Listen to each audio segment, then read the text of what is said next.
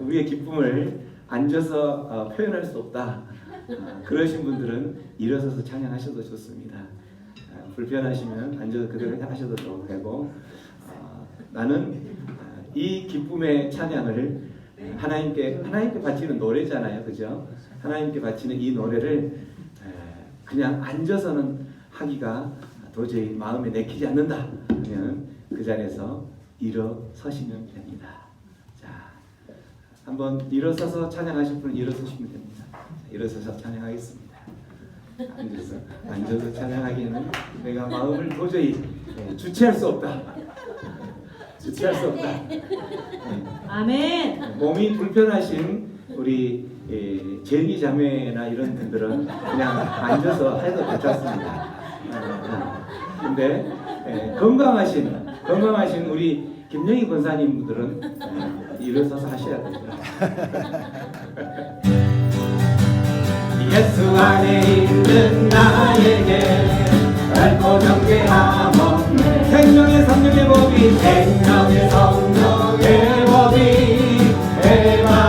해방하였네. 예수 안에 있는 나에게 밝고 경계함 없네. 생명의 성령의 법이 해방하였네. 예수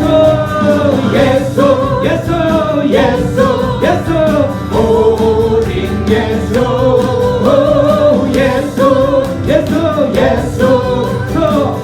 오직 예수. 죄와 상황에서 나를 구원했네.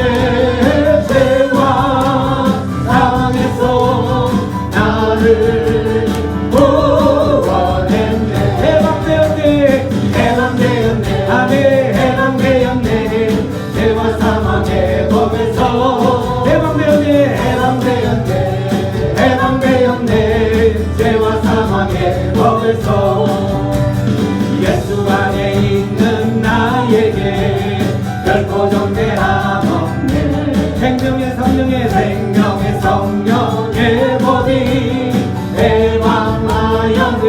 예수 안에 있는 나에게 결코 존재함 없네. 생명의 성령의 법이 해방하였네. 예수 오직 예수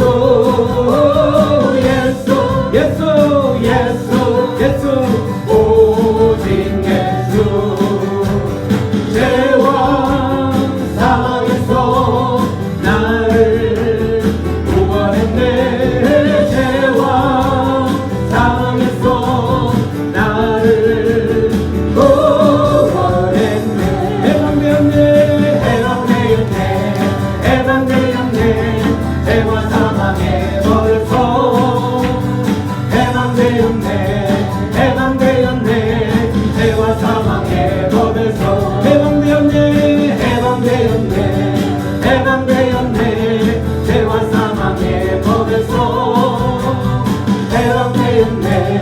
해방되었네. 죄와 사망의 법에서. 아멘. 우리를 죄와 사망에서 해방 주신 우리 주님께 영광의 박수 올려드리겠습니다. 아멘. 감사합니다. 아멘. 그날이 도적같이 이를 줄 너희는 모르느냐. 늘 깨어 있으라. 잠들지 말아라.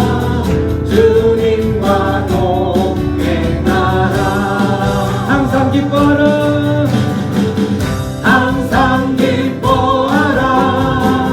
쉬지 말고 기도하라. 범사에 감사하라. 이는 예수 안에서 너희에게 향하신 하나님 뜻이니라. 영광의 하나님이 영광의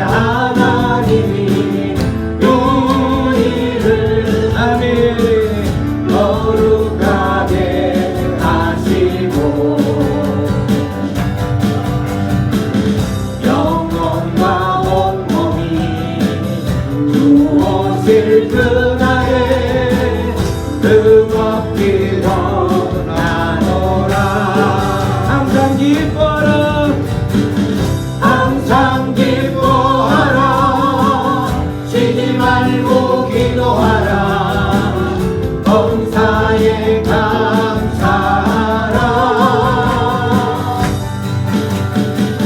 믿음 예수 안에서 너희에게 향하신 하나님 뜻이니라. 네, 장례를 정리하겠습니다.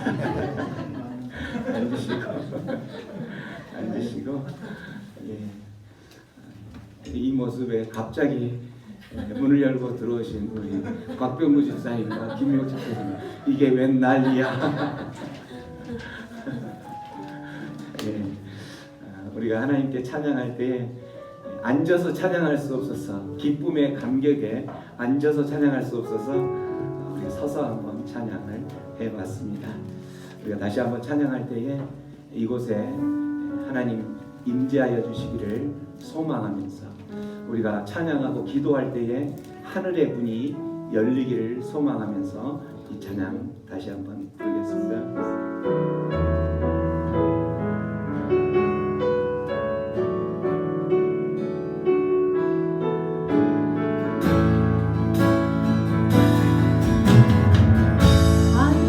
하늘의 문을 여소서.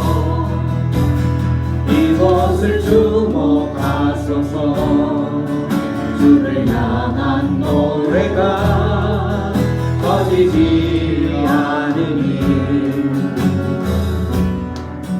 하늘을 열고 보소서. 이곳에 임재하소서.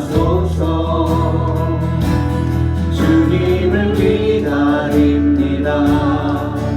기도의 향기가 하늘에 따르니 주여 임재하여 주소서. 이곳에 오셔서 이곳에 앉으소서. 이곳에서 드리는 예배를 받으소서. 주님의 이름이, 주님의 이름만이, 오직 주의 이름만 이곳에 있습니다. 하늘의 문을 여소서. 하늘의 문을 여소서. 이곳을 주목하소서. 주를 향한 노래가 꺼지지 않으니 하늘을 열고 보소서. 이곳에 임재하소서. 주님을 기다립니다. 기도의 향기가 하늘에 닿으니 주여 임재하여 주소서. 이곳에 오소서. 이곳에 앉으소서. 이곳에 앉으소서. 이곳에서 드리는 예배를 받으소서. 아멘. 주님의 이름이, 주님의 이름만이, 오직 주의 이름만 이곳에 있습니다. 하늘의 문을 여소서. 이곳을 주목하소서. 주를 향한 노래가 꺼지지 않으니 하늘을 열고 보소서. 이곳에 임재하소서.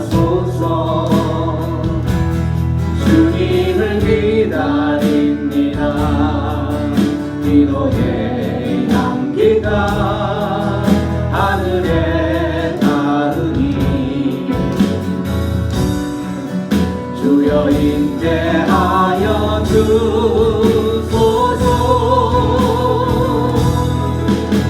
이곳에 오셔서 이곳에 앉으소서. 이곳에서 드리는 예배를 받으소서. 주님의 이름만이 오직 주의 이름만 이곳에 있음. 이곳에 오시옵소서. 이곳에 오셔서 이곳에 앉으소서. 이곳에서 드리는 예배를 받으소서. 아멘. 주님의 이름만이 오직 주의 이름만 이곳에 있음. 아멘. 이곳에 오시옵소서. 이곳에 오소서. 이곳에 앉으소서. 이곳에서 드리는 예배를 받으소서. 아멘. 주님 그렇게 하여 주시옵소서. 이곳에 주의 백성들이 예배를 드리고 있는 이곳 가운데 찾아가신 각 사람의 심령들을 만나주시고 아버지 그들의 모든 아픔들과 모든 해결자는 선뿌리들을 해결시켜 주시옵소서. 이곳에 오시옵소서. 이곳에 오셔서 이곳에 앉으소서. 이곳에서 드리는 예배를 받으소서.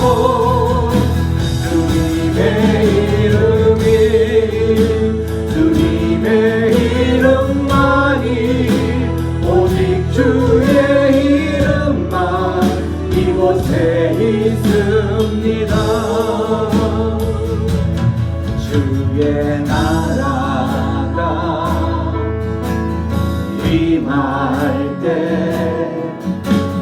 하나님 임재하실 때 예배가 회복되며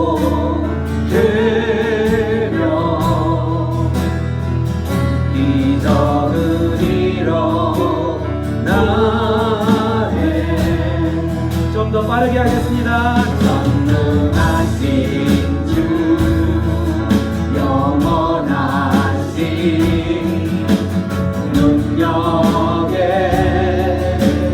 통치자 자유가 선포되어 주 백성 돌아오네. 하나님 나라 임하소서. 영광과 존귀 능력과 힘 놀라운 사랑의 기적의 하나님 지금 이곳에 오소서. 주의 나라가 임할 때 임할 때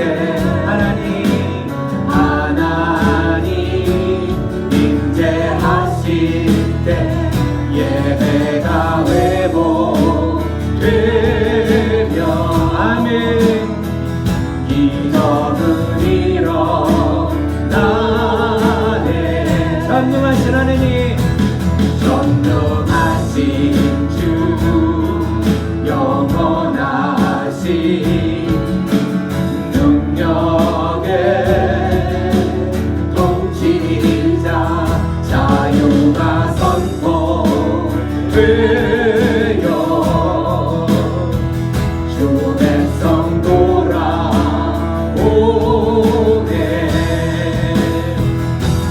하나님 나라 임하소서.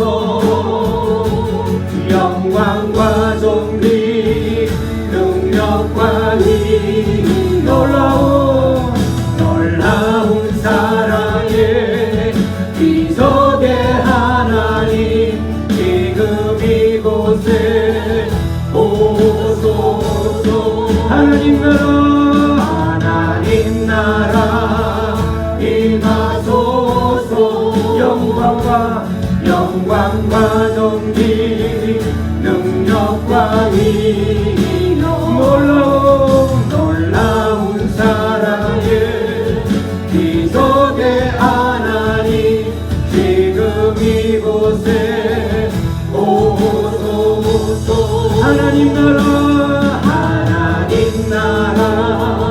임하소서 영광과 존귀 능력과 위력 놀라운 사랑의 기적의 하나님 지금 이곳에 오소서 주높고 위대하심을 주높고 위대하심을 크게 외쳐 선포하네 하나의 왕 주 하나님 지금 오소서 주높고 위대하심을 주높고 위대하심을 크게 외쳐 선포하네 하나의 왕 주 하나님 지금 오소서 하나님 나라 임하시옵소서 하나님 나라 임하소서 영광과 존귀 능력과 위력 놀라운 사랑의 기적의 하나님 지금 이곳에 오소서 하나님 나라 임하소서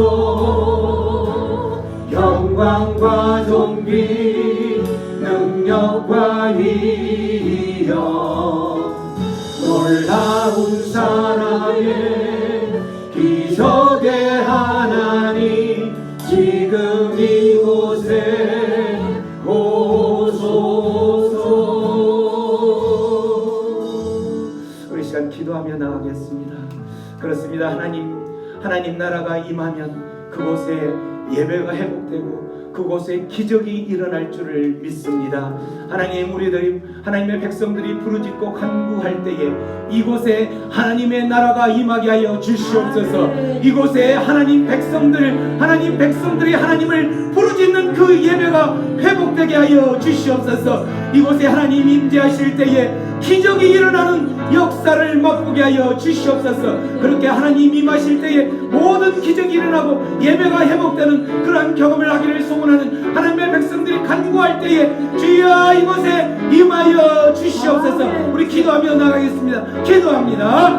고마우신 하나님 감사합니다. 이곳에 임하여 주시옵소서. 이곳에 주의 영이 임하여 주시옵소서. 주의 영이 임할 때에 예배가 회복되고 기적이 일어난다고 말씀하신 주님의 놀라운 그 능력들을 경험하는 하나님의 복된 주일 되게 하여 주시옵소서. 주님만을 바라보며 나아갑니다. 주의 백성들이 세상 가운데 힘들고 어려운 모든 것을 붙들고 모든 걸 주님 앞 안에 붙들고 나아갑니다. 주여 임하여 주시옵소서.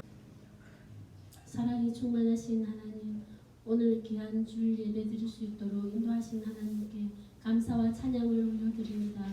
귀한 목사님, 오늘도 말씀 전하실 때 성령의 충만함과 말씀의 근세를 주시어 말씀 듣는 온 우리 새생명 방주교회 성도님들 마음에 성령님 인재하여 주시옵소서. 명절 오후 가는 길 하나님 아무 사고 없이 또 이렇게 예배의 자리로 인도하신 하나님께 감사드립니다. 코로나19로 인해 온 가족들이 다 모이지 못했지만 하나님 새생명 방주교회 우리 온 가족들 하나님 은혜로 무사히 지나가게 하시고 아버지 인도하신 하나님께 감사 찬양드립니다. 하나님 이 땅의 교회와 성도들이 오직 낮은 자리에서 섬기는 사명을 묵묵히 감당케 하시어 생명을 대성물로 내어주신 예수님을 보며 참으로 복받는 자리가 어디인지를 알게 하시고 더 낮아지고 더 겸손하게 세상 사람들을 섬기게 하시며 너희는 세상의 빛이라 했는데 빛의 사명을 잘 감당하는 저희들 다 되게 하여 주옵소서. 아멘. 한 생미 천하보다 귀하다 하신 주님, 때를 얻든지 못 얻든지 담대히 복음을 전하라 하신 주님, 입술에 건세를 주시고 전 세계 아버지의 복음을 전하는 저희들이 될 수 있도록 하나님 도와주시옵소서. 아멘. 또 전 세계 코로나 하루속히 잠식될 수 있도록 하나님 도와주시고 신종 바이러스 백신이 신속하게 보급되어 일상으로 돌아갈 수 있게 하옵시며 굶주리며 허덕이는 북한 주민들 기근과 질병으로부터 살기를 이뤄주옵시며 김정은 정권이 속히 핵무기를 내려놓고 대화의 자리로 나오게 하시고 대통령과 정치인들이 하나님을 두려워하고 진정으로 나라와 국민을 위한 정치를 하게 하여 주시옵소서. 아멘. 더 이상 신종 바이러스가 확산되지 않게 하시고 경제적으로 어려움을 당하는 지하계층과 경제적 약자들을 돕는 이들의 도움의 손길이 끊어지지 않게 하여 주옵소서. 기독교 정신으로 설립된 학교들이 교육의 자유와 신앙의 자유를 지킬 수 있게 하여 주시옵소서. 한국교회가 성령으로 새롭게 부흥되게 하시고 우리 자녀들이 예수님을 인격적으로 만나 거룩한 다음 세대로 준비될 수 있도록 도와주시옵소서. 아멘. 오늘도 우리 기한 목사님 성령 충만케 하시고 성령님 인자하여 주시며 이 예배 가운데 방해한 악한 사탄 마귀는 물리쳐 주옵시며 이 모든 말씀 우리 주 예수 그리스도 이름으로 간절히 기도드렸습니다. 아멘.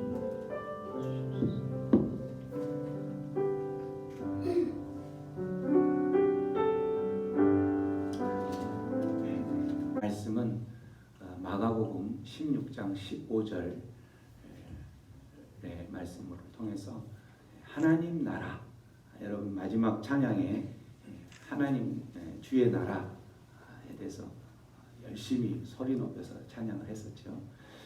이 하나님 나라의 몇 주에 걸쳐서 하나님 나라에 대해서 쭉 이제 살펴볼 건데 오늘은 만민에게 복음을 전파하라라는 주님의 주제의 말씀을 가지고 나누겠습니다. 말씀 들어가기 전에 우리가 예전에 했던 주님의 말씀 앞에 선포했던 거 기억나시죠? 그 말씀 선포를 하고 그 말씀대로 이루어지기를 간절히 소원하는 의미로 선포하고 나아가겠습니다. 제가 앞에를 말씀을 하면 여러분들이 따라서 합니다. 주의 말씀은 내 인생의 빛입니다. 주의 말씀은 내 삶을 변화시킵니다. 주께서 말씀하신 대로 나는 하나님의 사랑받는 자녀입니다. 나는 축복의 통로입니다. 오늘도 주의 말씀에 마음의 문을 엽니다. 말씀하여 주옵소서. 듣고 깨닫고 말씀대로 살겠습니다. 아멘. 여러분이 선포하고 결단했던 대로 살아내시고 깨달은 대로 하나님께서 여러분의 삶의 축복의 통로로 여러분을 삼기를 주님의 이름으로 축원합니다. 오늘 말씀은 마가복음 16장 15절 말씀. 자, 다시 한번 큰 소리로 합독합니다. 시작. 너희는 온 천하에 다니며 만민에게 복음을 전파하라. 네.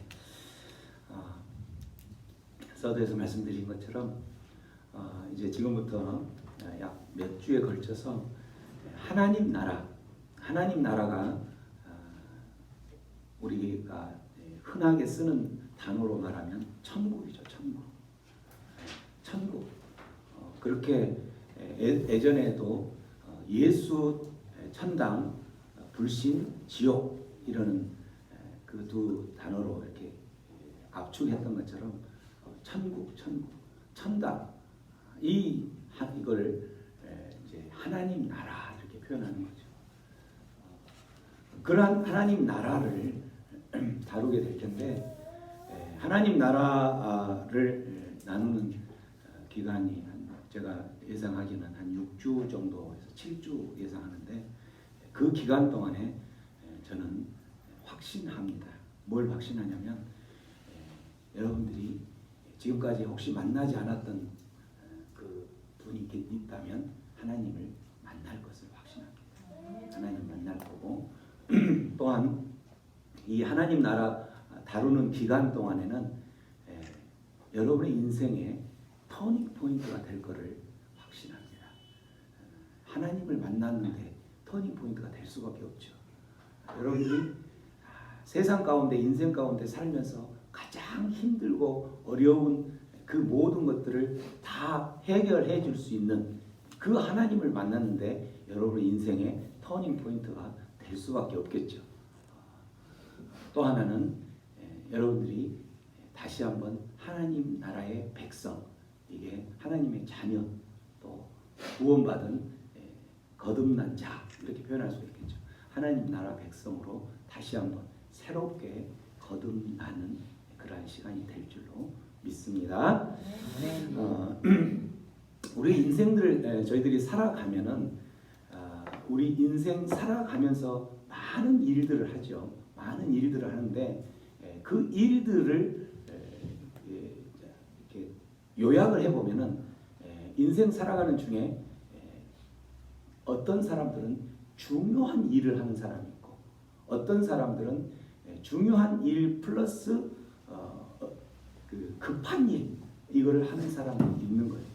근데 중요한 거는 우리가 하는 일 중에서 중요한 일보다도 급한 일을 먼저 하다가 손해를 보고 피해를 입은 경우가 많이 있어요.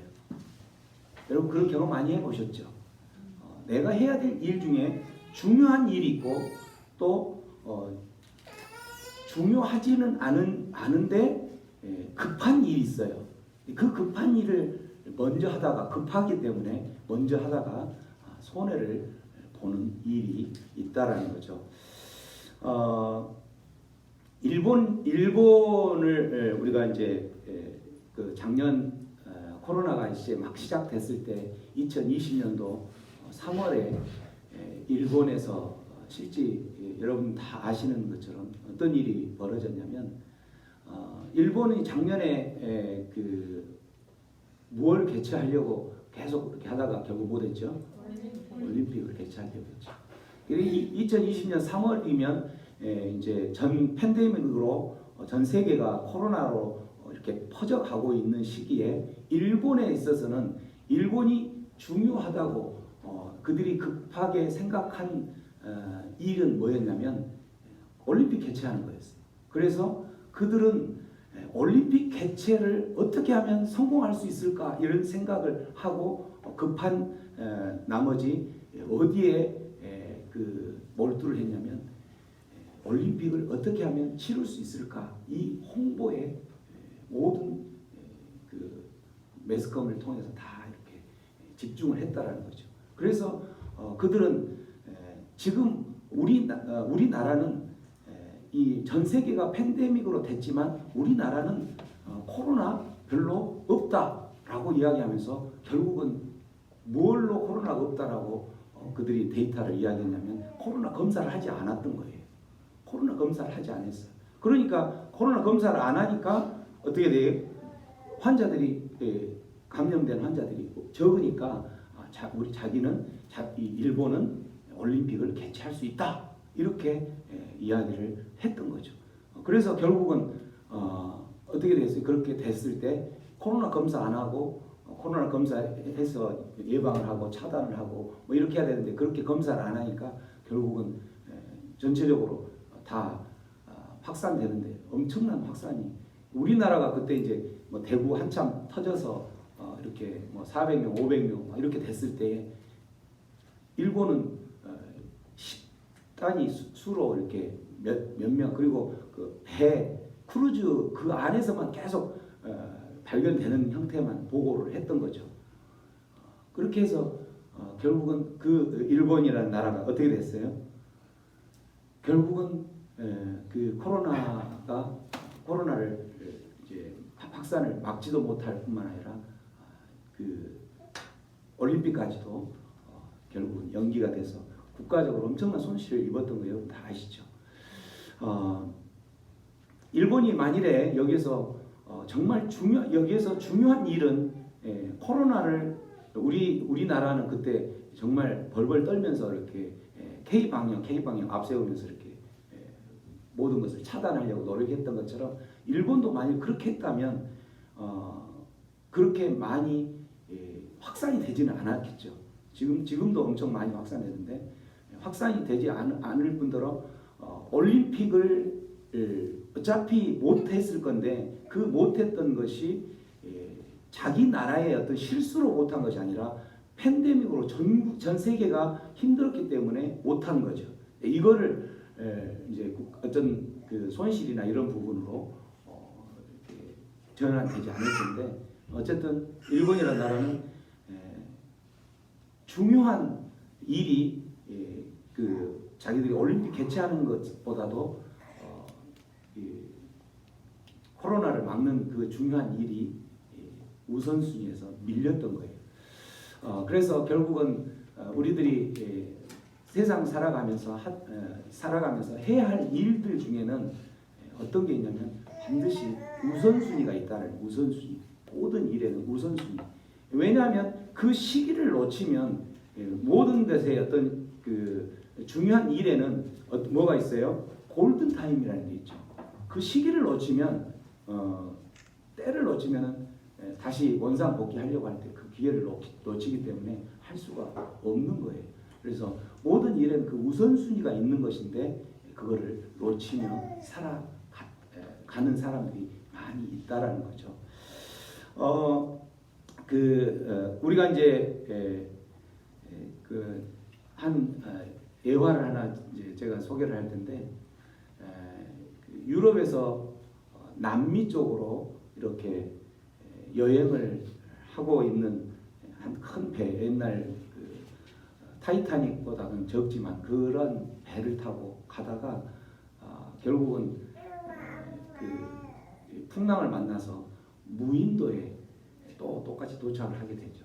그 무인도에 도착을 했는데 다행히 그 사람들은 몇 달 정도를 먹을 수 있는 식량을 가지고 그 여행을 남미 쪽으로 여행을 하고 있었는데 결국은 풍랑 때문에 무인도에 도착을 했는데 무인도에 도착을 해서 그 무인도는 굉장히 비옥한 땅이어서 예를 들어서 어떤 농사를 심기만 하면 바로 수확을 하고 열매를 풍성하게 맺을 수 있는 그런 곳이었어요. 그래서 그들이 이제 그곳에서 수확을 하기 위해서 씨를 이렇게 뿌리려고 밭을 파고 이렇게 하는데 파려는 순간 그들이 뭘 발견하게 되냐면 거기에서 엄청난 큰 금덩어리를 발견을 한 거예요. 이거 웬일이냐 하고 그들이 금덩어리를 캐서 가져오고 또 다른 데서 밭을 파는 즉시 파는 곳마다 모든 금덩어리를 발견을 했던 거예요. 그래서 그 사람들이 이제 그 파종하는 그거를 잊어버리고 계속 이제 금덩어리만 파고 있었던 거죠. 그렇게 해서 이제 그렇게 한 금덩어리가 이제 거기 있는 이렇게 산더미처럼 쌓였겠죠. 그랬는데 중요한 거는 그렇게 하고 있는 동안에 자기들이 가지고 온 식량이 다 떨어진 거예요. 식량이 다 떨어져서 어떻게 됐어요? 우리가 지금 이 식량이 떨어졌는데 빨리 파종을 해서 그거를 해야 되겠다 하고 몇 개 남은 그걸로 또 이제 그 씨를 재배하려고 하는데 시간을 놓친 거예요. 그렇게 해서 그거를 파종을 했지만 시기를 놓쳤기 때문에 싹은 났는데 열매가 안 맺히는 거죠. 그렇게 해서 결국은 그 사람들이 산더미처럼 쌓아놓은 금덩이 바라보면서 굶어 죽은 거예요. 자, 여러분 여기서 뭘 느낄 것 같아요? 이 사람들이 그곳에 무인도에 도착해서 중요한 일은 뭐였어요? 파종하는 거죠. 급한 일은 그들이 금을 파는 것이 급한 일이었겠죠. 자기들이 그거를 이 금덩어리 파기만 하면 금덩어리 나오니까 아주 급한 일이었겠죠. 그렇지만 그들은 그 우선순위를 놓쳤던 거예요. 급한 일을 하다가 정말 중요한 파종을 하지 않은 거죠. 그리고 그것 때문에 결국은 그들이 그 금덩어리, 저와 여러분이 그렇게 좋아하는 금덩어리 보고 굶어 죽은 거죠. 이런 것처럼 우리는 하루하루를 살아가면서 해야 할 일들을 나눈다면 4가지로 제가 나눌 수 있을 거라고 소개를 하는데 첫 번째는 뭘 것 같아요? 중요한 일인데 중요하면서도 급한 일이 있을 거라는 거죠. 중요하면서도 급한 일. 어떤 일들이 그러한 중요하고 급한 일이겠어요? 정말 에머전시, 응급 상황인 거죠, 한마디로. 중요하고도 급한 일. 뭐 갑자기 병이 들었다거나 어쨌든 어떤 상황들이 응급한 상황인 경우는 중요하고도 급한 일들인 거예요. 두 번째 일은 어떤 거냐면 중요하지만 급하지 않는 일이 있어요. 이거 정말 중요한 일인데 급하지 않는 일. 이런 일들은 어떤 일들이겠어요? 우리의 미래에 대한 어떤 그 자기 관리, 자기의 미래에 관련된 어떤 일들. 예를 들면 어떤 일들이겠어요? 신앙생활하고 하나님 믿고 구원받는 일들. 정말 중요한 일이죠. 근데 어떻게 보면 급한 일인 것 같으면서도 지금 당장은 그게 없으니까 또 급하지 않는 일인 것 같기도 하고. 저는 이제 구원, 신앙생활하는 일은 중요하고 급한 일로 저는 부류를 넣고 싶은데 또 중요하지만 급하지 않는 일들, 자기 어떤 개발하는 것들 이런 것들은 중요하지만 지금 당장 급한 일은 아니겠죠. 세 번째 부류는 어떤 일이겠어요? 중요하지 않은데 급한 일이 있어요. 중요하지 않아요. 근데 아주 급한 일. 어떤 일들이 그런 일일까요? 어떤 일들이? 고지서내는 퇴근을 은행 가면 중요하지 않아요, 그거? 중요하죠, 그것도.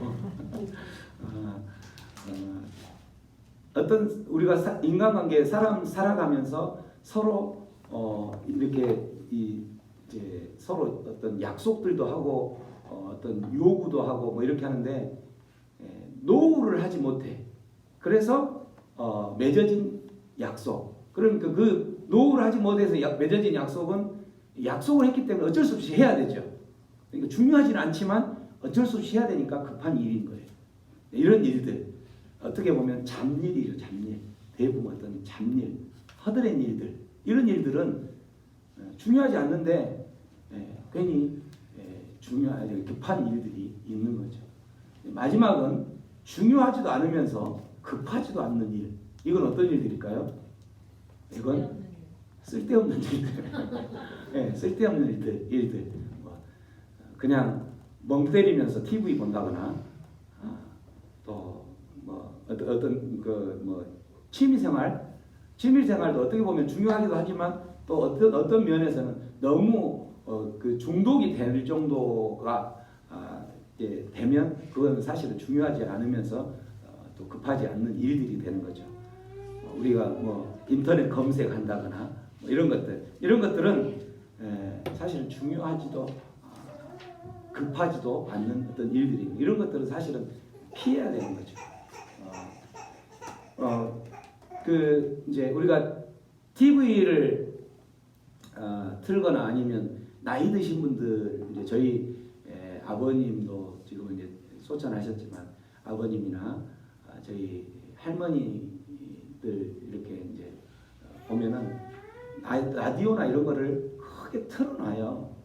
그걸 틀어놓는 거는 듣기 위해서 듣는 게 아니라 그냥 그곳에 누군가가 이야기를 하니까 소리가 들리니까 그 적적함이 없애기 위해서 그런 신 것 같아요, 그렇죠?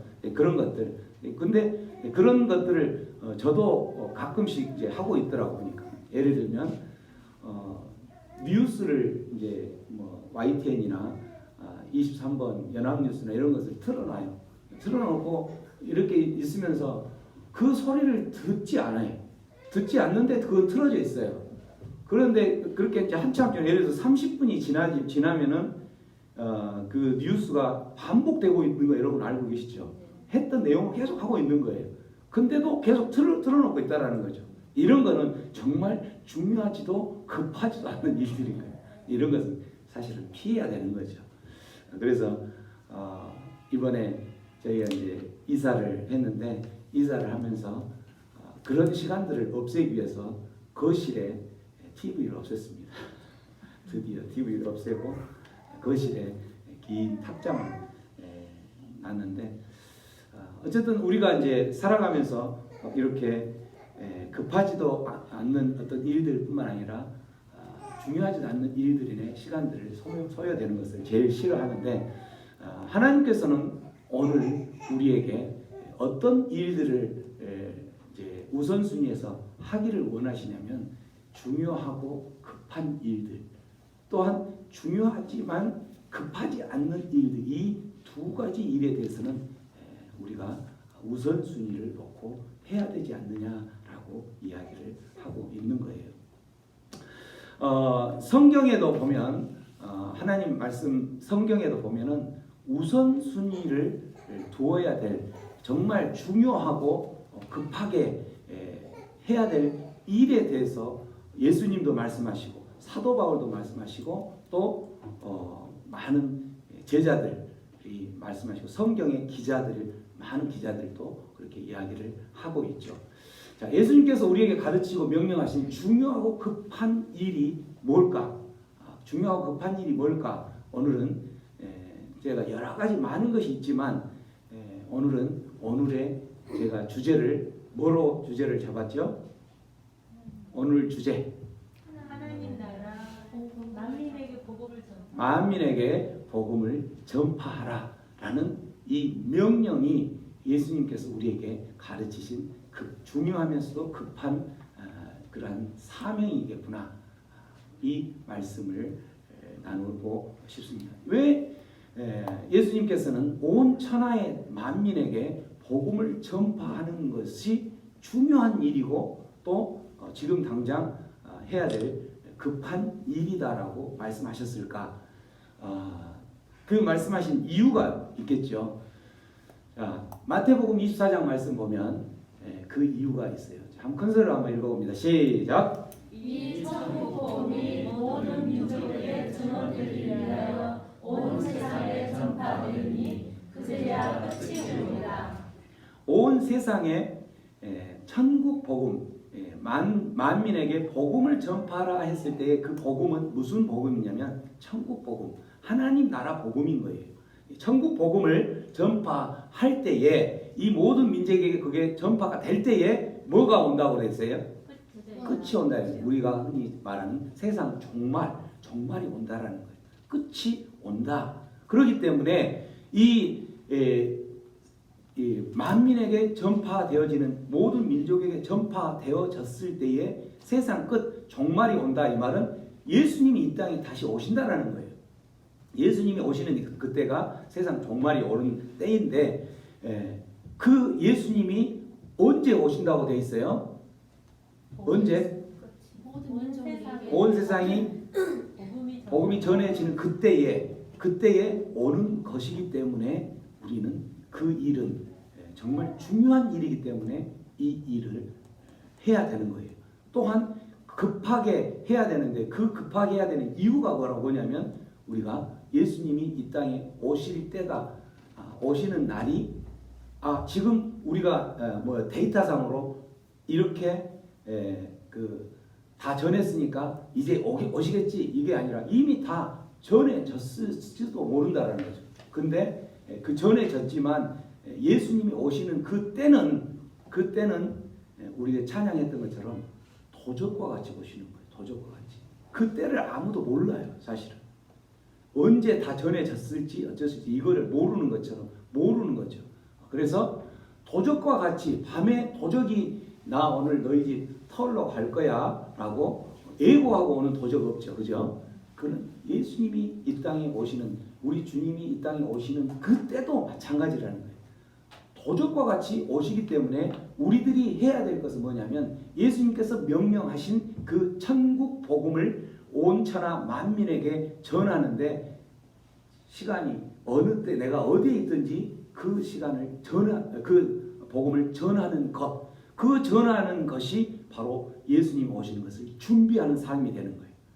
그렇게 준비하면서 있을 때에 예수님이 오시면 언제 오시더라도 우리는 아무 상관이 없죠. 근데 아니야, 오늘은 오시지 않을 거야, 내일 오실 거야 라고 하면서 오늘 세상에 푹 빠져서 살고 준비하지 않고 깨어있지 않으면 예수님께서 이 급하게 전하라고 하는 이 말씀을 우리에게 하신 이유를 우리가 아는 거예요. 그 이유는 바로 뭐냐면 그 예수님 오시는 그때에 우리가 맞이할 수 없는, 신부로서 맞이할 수 없는 그러한 사람이 되는 거예요. 그렇게 신부로서 맞이할 수 없는 사람이 되면 결국은 그때는 어떻게 돼요? 밖에 나가서 슬피 울며 일을 가는 그러한 삶이 되더라도 그때는 후회해도 소용이 없는 거예요. 기회는 언제 있냐면 내가 살아있는 동안 예수님을 만나는 만나는 기회는 살아있는 동안이고, 또 살아있는 동안에 예수님이 만일에 오셨다면 내가 그 예수님을 맞이하는 신부로서 맞이할 수 있지만, 그 또한 살아있는 동안에 그러한 준비를 못했다면 예수님 오셨을 때 나는 밖에서 슬피 울며 일을 가는 그런 자들이 될 수밖에 없다라는 거죠. 성경 속에는 이러한 하나님께서 우리에게 중요하고 급한 일들을 해야 될 것들을 말씀하시는데, 여기서 천국 복음을 전하는 것을 예수님께서는 중요하고 급한 일이라고 말씀하셨던 거죠. 성경 속에 하나님 나라, 이 하나님 나라가 정말 얼마만큼 중요한지에 대해서는 성경에 많이 있는데, 특히 예수님께서 말씀하시는 복음서에서뿐만 아니라 또 사도 바울 제자들이 이 하나님 나라, 우리들이 정말 지금 급하고 중요하고 급한 이 하나님 나라를 온천한 만민에게 전해야 될 그거를 정말 중요하다라고 이야기하는 성경의 증거들이 너무나 많이 있는 거죠. 복음서에 보면은 이렇게 나와 있죠. 복음서의 핵심 주제가 뭐라고 돼 있어요? 하나님 나라. 복음서의 핵심 주제. 복음서에는 4대 복음서, 마태복음, 마가복음, 누가복음, 요한복음, 이 4개의 복음서가 있는데, 이 복음서의 주제가 하나님 나라라는 거예요. 하나님 나라가 우리나라로 말하면 천국, 한자로 말하면 천국. 이 천국 복음을 전하는 게 지금 중요한 일이라고, 누구에게? 온 천하 만민에게 전하는 것이 하나님 나라라고. 마가복음에 보면 때가 찼고 하나님의 나라가 가까이 왔으니 회개하고 복음을 믿으라 하시더라. 여기에서 하나님의 나라가 가까이 왔다 그러면 아직 가까이 여기에 도착하지 않았다라는 뜻이 아니고 어떤 뜻이라고 그랬어요? 이미 하나님의 나라가 왔다라는 거죠. 이거를 영어로 말하면 하나님의 나라가 가까이 왔으니, 이거는 영어로 말하면 The Kingdom of Heaven, 하나님의 나라 The Kingdom of Heaven is at your hand, 너의 손에 있다, 네 손에 있다라는 거지. 하나님의 나라가 이거를 우리 한국말로는 하나님의 나라가 가까이 있다, 하나님의 나라가 도래했다 이렇게 표현하는데, 하나님의 나라가 너의 손에 있다, 이미 임했다라는 거예요. 어떻게 하나님의 나라가 임했냐면 예수님의 이 땅에 오셔서 우리가 하나님의 통치를 받으면 그게 바로 하나님의 나라인 거예요. 너무나 많은 걸 이야기했으니까. 어쨌든 마가복음에 하나님의 나라를 이야기하고 있고, 자, 마태복음 4장 17에 보면 이때부터 예수께서 비로소 전파하여 이르시되, 예수님이 공적 생애를 살아가면서 제일 처음 하신 말씀, 가르치는 그 입을 열어서 하신 첫 번째 말씀이 뭐였냐면, 회개하라, 무엇이 가까웠느니라, 천국이 가까웠다 하면서 이야기하시는 거예요. 또 마태복음 4장 23절에 보면은, 그래서 예수께서 온 갈릴리에 두루 다니시면서 그들의 회당에서 가르치시며 무엇을 전파하신다? 천국 복음을 전파하셨다 나라라고 이야기하는 거죠. 이렇게 복음서의 핵심 주제가 하나님 나라인 것을 보여주고 있는 거죠. 뿐만 아니라 성경 속에는 또 하나님의 나라가 얼마나 중요한지에 대해서 이야기하는데 성경의 인클루지오 구조라는 거 여러분 들어보셨죠? 예전에 인클루지오 구조 들어보셨죠? 정말 처음 들어본 것 같이 이야기하시면 많이 들어봤을 건데 인클루지오 구조, 봉투 구조 생각나세요? 봉투 구조, 수미 쌍괄식 구조, 이렇게 양쪽을 감싸는 감싸기 구조. 그래서 이제 어떤 의미냐면 이쪽에서 감싸는 것은 이쪽에 있는 내용과 이쪽에 있는 내용이 똑같은 내용이에요. 똑같은 내용으로 감싸는 것은 이 내용을 그렇게 강조하고 주장하기 위해서 이걸 이제 이런 봉투 구조, 인클루지브 구조로 표현하는 게 문학적 구조로 그런 이 구조를 이제 이 안에는 설명하는 내용으로 들어가는 거죠. 이런 게 인클루지브 구조 또는 봉투 구조, 감싸기 구조 이런 구조인데 이런 그 복음서나 이런 데 보면은 이 인클루지브 구조를 하나님 나라로 많이 소개를 하고 있는 거예요. 그게 대표적인 게 뭐냐면 마태복음 보면은 마태복음에 이제 그 마태복음 구조가 마태복음 이제 5장부터 쭉 해서 5장, 6장, 7장, 8장, 9장까지 계속 이제 천국 복음을 소개를 하는 거예요. 천국 복음을 소개를 하는데 마태복음 4장 23절에 예수님께서 아까 천국 복음을 전파하시며 백성 중에 모든 병과 약한 것을 고치더라라고 기록을 했는데 이 기록을 하고 쭉 가운데 여러 가지 많은 내용들을 적고 9장 35절에 가니까 똑같이 예수께서 모든 도시와 두루 다니사 그들의 회당에서 가르치시며 천국 복음을 전파하시며 모든 병과 약한 것을 고치시니라. 4장 23절과 9장 35절이 하나도 틀린 게 없어요. 똑같아요. 이게 한글은 몇 글자 틀린 거지만 원어는 너무나 똑같은 거예요. 똑같은 이 말을 천국 복음을 전하는 이 말을 앞에 하나 놓고 뒤에다 이렇게 놓고 해서 천국 복음을 소개를 하는 거예요. 이거를 인클루지브 구조, 감싸기 구조라고 하는데 이렇게 하면서 4장 23절부터 9장 35절 이 사이에는 뭘 소개하냐면 천국 복음에 대해서 많은 내용들을 풀어서 이제 해석을 하는 거죠.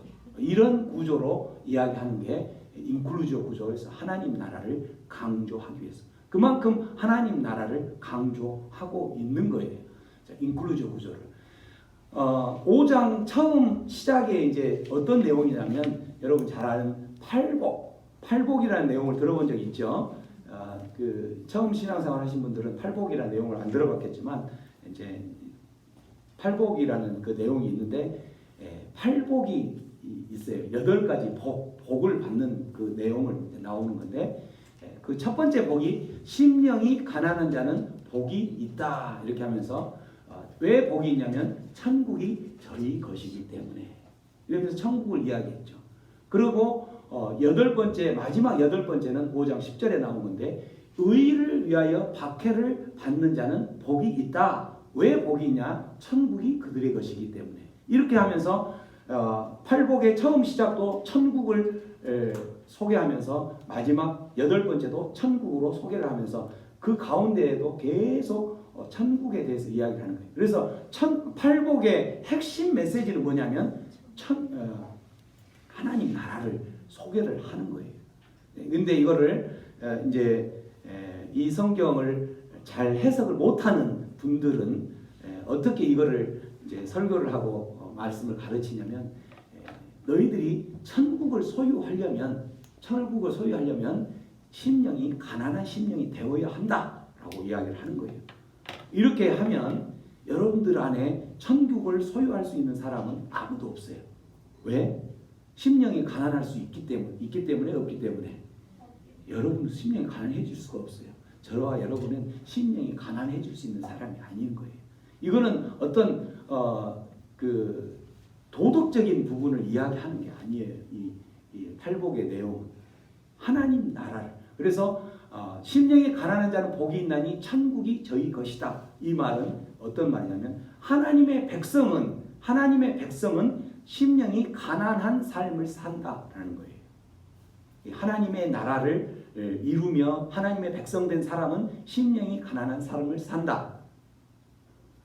하나님의 백성은 의를 위하여 핍박을 받는 삶을 산다라는 거죠. 하나님의 백성은 십자가의 삶을 살아간다. 내가 십자가의 삶을 살아가면 나는 천국을 가는다가 아니라 내가 심령이 가난해지면 천국을 가는다가 아니라 그래서 많은 교회에서는 여러분이 심령이 가난해지면 여러분은 하나님의 나라를 취할 수 있을 겁니다. 이렇게 가르친다는 거죠. 이거는 올바른 복음이 아니에요. 진정한 복음은 하나님의 백성은 심령이 가난한 삶을 살아내는 거죠. 이렇게 어쨌든 팔복의 내용은 하나님의 나라를 강조한 인클루지브 구조로 이야기하고 있다는 거죠. 또한 성경에 하나님 나라를 강조하는 것은 예수님이 제자들을 가르칠 때도 마찬가지입니다. 예수님이 제자들을 가르칠 때도 우리 마태복음 보면 9장까지 하나님 나라에 대해서 쭉 가르치고 나서 10장은 예수님이 세상 가운데 제자들을 파송을 하죠. 파송을 하는데 그 파송을 하면서 나타나는 그 말씀이 있어요. 말씀이 10장 한번 큰 소리 읽어봅니다. 시작. 가면서 전파하여 말하되 천국이 가까이 왔다 하고 병든 자를 고치며 죽은 자를 살리며 나병 환자를 깨끗하게 하며 귀신을 쫓아내되 너희가 거저 받았으니 거저 주라. 예수님이 제자들을 훈련을 다 시키고 나서 세상 가운데 보내면서 하는 말이 뭐라고 하냐면 가면서 전파하라고 그랬죠. 뭘 전파하라고? 천국이 가까이 왔다. 그래서 너희들이 가서 전하고 증거해야 될 것이 있는데 그 증거해야 될 게 뭐냐면 천국을 증거하라는 거예요. 천국보 하나님 나라를 증거하라는 거죠. 예수님이 가르치셨던 내용도 그 내용인 거죠. 또한 예수님이 이제 십자가에 못 박혀 죽으시고 부활 후에 가르친 내용이 있어요. 부활하신 후에 며칠을 이 땅 가운데 체류하시고 다시 승천하셨죠. 40일을 부활하셔서 체류하신데 그 40일 있는 동안에 뭘 가르치시냐면 사도행전에 보면 그가 고난 받으신 후에 또한 그들에게 확실한 많은 증거로 친히 살아 계심을 나타내사 40일 동안 그들에게 보이셨죠. 40일 보이고 그러고 나서 그런 40일 동안 무엇을 말씀하셨다고 되어 있어요? 하나님 나라의 일을 말씀하셨다. 그러니까 3년 동안 예수님께서는 하나님 나라에 대해서 계속 소개하고 가르치고 하나님 나라 백성을 삼는 일을 하셨는데 이제 십자가에 못 박혀 죽으시고 다시 부활하셔서 남은 그 생애 동안 40일 동안 하신 일도 역시 하나님 나라 일을 핵심 정리를 했겠죠. 핵심 정리를 해냈던 거예요. 예수님이 부활해서 가르치신 내용도 마찬가지. 또한 사도 바울이 가르쳤던 내용들. 사도 바울이 무엇을 핵심으로 가르쳤을까? 사도 바울 누가가 기록한 사도행전에 보면 사도행전에 이제 그 사도 바울이 이렇게 로마에 가서 감옥에 갇히죠. 감옥에 갇혔는데 한마디로 감옥을 갇혔지만 지금으로 말하면 어떻게 보면 가택연금 형태였던 것 같아요. 가택연금. 집은 나오지는 못하지만 거기에 많은 사람들을 초청을 해서 이렇게 만날 수는 있었던 것 같아요. 그래서 바울이 그가 이제 그곳에서 계속 하나님의 나라를 이제 가르치고 또 예수에 대해서 구원하더라. 여기는 지금 그들이 날짜를 정하고 그가 유숙하는 집에 많이 오니 바울이 아침부터 저녁까지 강론하여 하나님 나라를 증언하고 그래서 이 바울이 전했던 핵심은 핵심 단어는 딱 두 가지예요. 하나님 나라와 예수. 예수에 대해서만. 그래서 그거 바울은 나는 십자가 외에는 다른 거 자랑하지 않는다라고 이야기했던 것처럼 바울은 하나님 나라 그리고 예수에 대해서만 전했던 것. 이렇게 사도 바울이 또 예수님이 부활해서 또 누가가 가르쳤던 것도 마찬가지. 이 지금 이제 사도행전을 기록했던 사람이 제자가 누구냐면 누가였는데 누가가 아까 사도행전 1장에서 보면 이제 예수님이 십자가에서 못 박혀 죽으시고 40일 만에 또 남은 기간을 하나님 나라를 전했더라라고 하면서 사도행전에 그 처음 서두를 열었다면 이 사도행전 마지막은 또 바울이 이렇게 하나님 나라를 전했더라 하면서 이것도 똑같이 인클루지브 구조를 이루고 있는 거예요. 누가도 마찬가지 사도 바울을 소개하면서 그가 하나님 나라 또 예수님을 소개하면서 하나님 나라 이렇게 어쨌든 성경 속에는 이러한 그 하나님 나라에 대한 부분에 대해서 강조하기 위해서 인클루지브 구조든 감싸기 구조든 이런 것을 통해서 계속적으로 그 내용들을 이제 소개를 했던 거죠. 이렇게 이제 그 마지막 그 바울이 이렇게 전했던 내용들도 마찬가지 하나님 나라에 대해서 전했던 거죠. 어쨌든 이 말씀을 정리할 것 한다면 성경 속에서 하나님의 나라는 어떻다는 거예요. 한마디로 하나님의 나라는 지금 이 소개한 내용들 쭉 보니까 하나님의 나라에 대해서 성경에서 말하는 것은 정말 중요한 일이다. 또한 이거는 어떤 일이다? 뿐만 아니라 급한 일이다 라고 핵심 결론을 내려주는 거예요. 모든 내용들이 하나님 나라에 대해서 이야기하는 거예요. 창세기부터 시작해서 하나님이 이 백성을 창조해서 만들 때도 하나님 나라를 이루시기 위한 하나님의 계획을 펼치시는 게 창세기의 역사부터 쭉 나타나는 내용들이고 그 하나님 나라를 이제 창세기를 지나서 출애굽기 모든 내용들도 하나님 나라를 이루기 위한 하나의 구원의 역사가 되는 거죠. 성경 속에 하나님의 나라는 이러한 일들을 이룬 거죠. 그래서 오늘 주제의 말씀처럼 정말 급하고 중요한 일이 하나님께서 우리에게 예수님께서 우리에게 명령하신 일이 바로 뭐냐면 온 천하 만민에게 내가 천국 복음을 전해라고 했는데 온 천하 만민에게 하나님 나라 복음, 천국 복음을 전하는 삶을 여러분들이 살아내겠다고 결단한다면 저는 여러분들 안에 매일 아침 일어날 때마다 이 세 가지 질문을 하고 시작을 했으면 좋겠어요. 어떤 질문이냐면 첫 번째는 오늘 해야 할 중요하고 급한 일이 무엇인가? 오늘 해야 할 중요하고 급한 일이 무엇인가? 여러분의 삶 가운데 다른 일들이 많이 있겠지만 오늘 해야 할 중요하고 급한 일은 무엇인가? 두 번째는 오늘 해야 할 중요하지만 급하지 않는 일은 무엇일까? 이거를 한번 묵상, 생각하고 돌이켜보고 되씹는 시간을 가져보면 여러분 안에 온천하 만민에게 전하는 그것이 가장 급한 일이기 때문에 그래서 마지막 세 번째 질문은 이것을 위해서 오늘 준비해야 할 것이 무엇일까?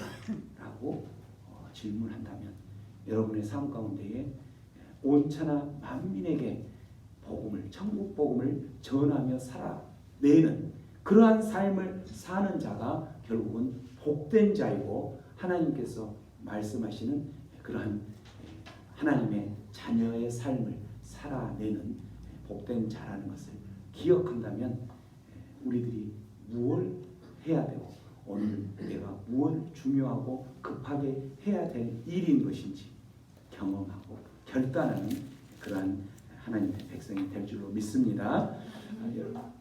여러분의 삶 속에 정말 중요한 일, 놓쳐서는 안 될 중요한 일, 그러면서도 급한 일, 그 일들을 해내면서 하나님 마음 안에 하나님 나라가 임해지 여러분의 마음 가운데 심령 가운데 하나님의 나라가 임하는 복된 그런 하나님의 백성들이 되기를 주님의 이름으로 축원합니다.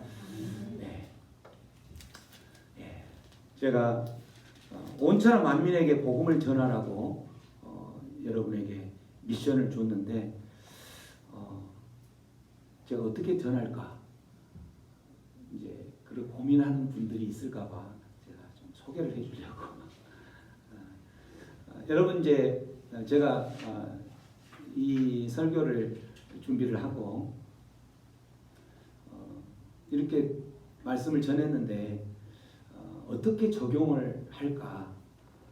이제 지혜로운 분들은 잘 찾아서 하겠지만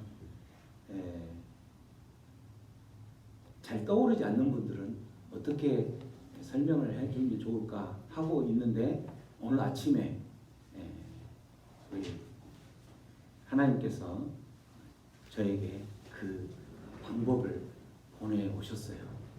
메시지를 주셨어요. 하나님. 아침에 일어났는데 저하고 같은 동기였는데 제가 그때는 목사가 아니고 교회 집사로 있을 때 안수 집사로 있을 때 목사님이었는데 중국으로 선교사로 가셨던 분인데 2007년도에 14년 전이죠. 14년 전에 중국에서 뇌출혈이 생겨서 그곳에서 수술을 받았는데 제대로 수술이 안 이루어졌어요.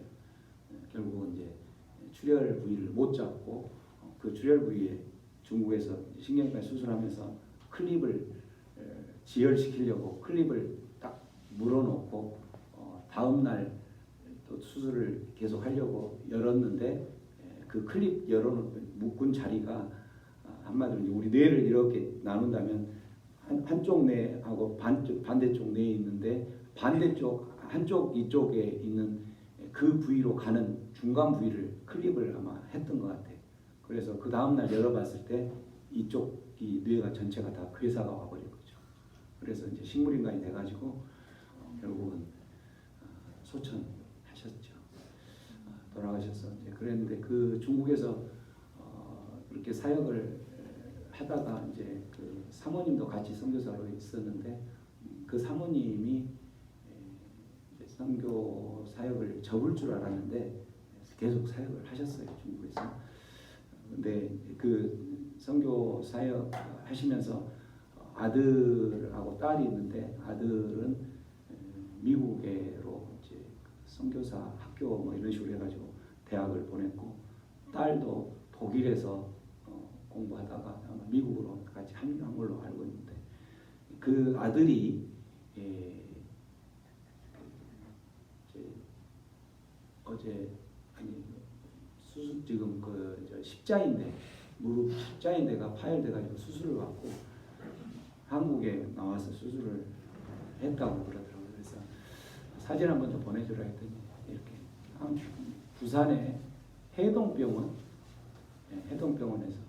무릎 십자인대 수술을 받았는 거 봐요. 왜 이 사진을 이제 가지고 왔냐면 온 천하 만민에게 복음을 전하는 방법이 우리가 중국으로 갈 수가 없잖아요, 그죠? 온 천하 만민에게 그곳에서 복음을 전하고 있는 그 사람에게 그 주의 종에게 후원을 하면 기도하고 후원을 하면 그게 온 천하 만민에게 복음을 천국 복음을 전하는 하나의 통로가 될 수 있는 거다 생각이 들어서 이제 이분이 지금 필요한 거는 이렇게 하면서 이제 수술 받았는데 아마 수술 비용이나 이런 것들도 외국에서 온 분이니까 보험도 없겠죠. 그래서 어쨌든 기도해달라고 연락이 왔는데 이 요청은 기도해달라고 요청은 뭐겠어요? 어쨌든 후원을 좀 요청을 한 거겠죠. 그래서 일단은 제가 교회에 소개를 하고 여러분들이 기도하시면서 마음에 인색함으로 하지 마시고 마음에 감동이 오는 만큼만 하시면 됩니다. 마음에 오신 만큼만. 그래서 여러분들이 하는 그 금액에 플러스 100%를 예전에 그 목사님 어떤 목사님 그 화제로 했을 때 했던 부재헌금 했던 거 생각나시죠? 예를 들면 우리의 전체로 금액이 한 10만 원이 모여졌다, 20만 원이 모여졌다 그러면 교회 재정으로 20만 원을 더 추가해서 성금을 하면 어떻겠나 이런 생각이 들어서 오늘 소개를 하니까 어떻게 그러면 여러분들이 후원을 할까? 오늘까지만 제가 그 후원을 받겠습니다. 여러분 주보에 보면 온라인 헌금이 있어요. 저희 교회로. 여러분 온라인 헌금 지금 어떤 분들은 온라인 헌금을 하고 계신 분도 있고 그런데 온라인 헌금을 할 때에 이 계좌로 새생명 광주교회 온라인 헌금을 할 때에 이렇게 지정을 해주셔야 돼요. 선교헌금 지정 방법. 보내는 사람을 고영한 가로 선교 이렇게 해주세요. 거기다가 고영한 이렇게 선교하지 말고 여러분 이름하고 선교 그렇게 해놓으면 그게 이제 왜냐하면 지금 그 온라인 이 계좌로 우리 교회 계좌로 헌금하시는 분들이 있기 때문에 이게 그냥 일반 헌금인지 11조 헌금인지 이거를 모르잖아요. 그러니까 선교라는 말을 뒤에다가 써서 헌금해 주시면 이은정 선교사님 그 아들 수술 비용에 보낼 수 있는 헌금으로 저희가 추가해서 그 헌금을 해서 이게 이제 잘 나왔고 하면 우리 또 이은정 선교사님 이것 때문에 중국에서 이제 급하게 오신 것 같아요. 또 다시 중국으로 가셔서 그런 사역들을 계속 할 수 있는 그것이 온천하 만민에게 천국 복음을 전할 수 있는 우리들이 함께 할 수 있는 그런 방법이지 않는가 생각이 듭니다. 그래서 오늘 12시까지만 제가 그 계좌 우리 교회 계좌로 들어온 대로 금액을 보고 그 금액이 들어온 금액에 플러스 그 금액만큼 후원하는 걸로 하겠습니다. 이해되시죠? 네. 그렇게 하면 되겠습니다.